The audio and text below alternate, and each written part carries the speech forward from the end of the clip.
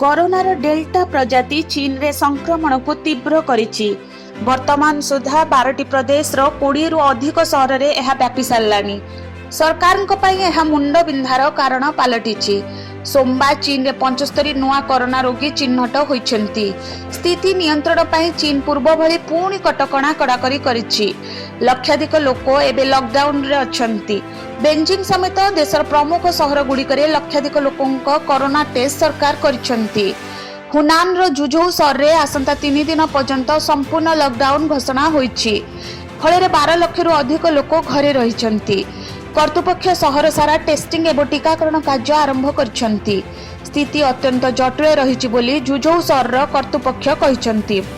सेपरे अन्य एक सहर जांजियाजिए रे 15 लाख रु अधिक लोक लॉकडाउन रे अछन्ति।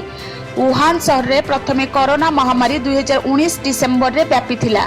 सेही सहर रे 7 जण नुआ रोगी एबे चिन्हट होइछन्ति।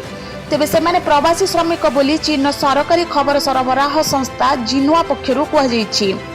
बेजिंग समेत प्रमुख सहर रे संक्रमितों को पाचेरी बाहर को जीवाको अनुमति दिया जाऊ नाही।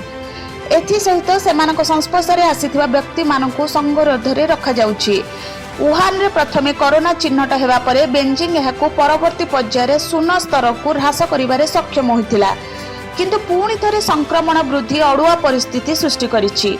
नानजिंग सहर रे अंतर्जातीय विमान बंदर रे गत मास 20 तारिख रे 9 जन सफाई कर्मचारी प्रथमे कोरोना पॉजिटिव होइथिले।